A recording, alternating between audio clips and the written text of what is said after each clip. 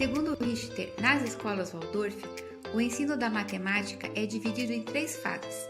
Na primeira, a qual abrange os 5 primeiros anos da escola, o cálculo é derivado de atividades infantis intimamente ligadas com as funções vitais da criança, sendo ampliado pouco a pouco de dentro para fora.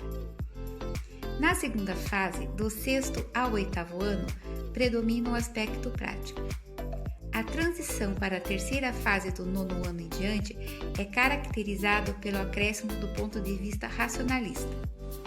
As tabuadas, os cálculos mentais, as contagens rítmicas, profundamente praticadas nos primeiros anos da escola, propiciam as crianças conhecerem e vivenciarem o aspecto dinâmico da atividade espiritual.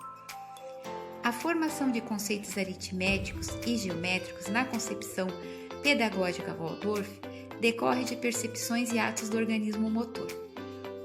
As crianças começam a contar com os dedos das mãos e dos pés, até 20. Depois de se apropriarem das contagens dos números, é iniciada a introdução do ritmo, propiciando que as crianças pulem, gritem ou corram, causando a sensação que a formação dos números é tal qual um processo rítmico. A matemática, nos primeiros anos iniciais, contempla a introdução dos números romanos.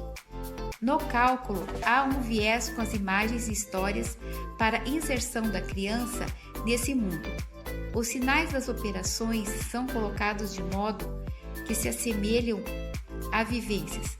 Para o estudioso Rego, a criança que aprende pensando adquire um instrumental importante que lhe servirá para a vida toda.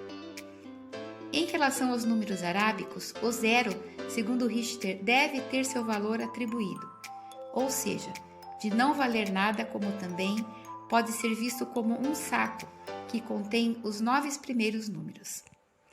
O cálculo é ainda trabalhado e vivenciado como objetos concretos, como pedrinhas, sementinhas e palitos, excluindo no início toda a abstração. A criança aprende a dividir de diversas formas, como indo do todo às partes, sendo importante que sempre modifique os objetos de concretização. Essas atividades propiciam o raciocínio espontâneo da criança. Há várias formas de se fazer e aprender a matemática. Segundo Santos, uma delas é se movimentando ritmicamente, como, por exemplo, a vivência da tabuada no pátio, brincando de amarelinha. Outra é imaginando uma situação através de uma história contada e resolvendo-a, que seria o cálculo mental. E a outra é permanecendo concentrado em silêncio, contas armadas. Nesse contexto, percebemos que a matemática torna-se algo vivo, concreto e dinâmico, propiciando que o aluno a vivencie e, como resultado, assimile como maior propriedade os conceitos trabalhados.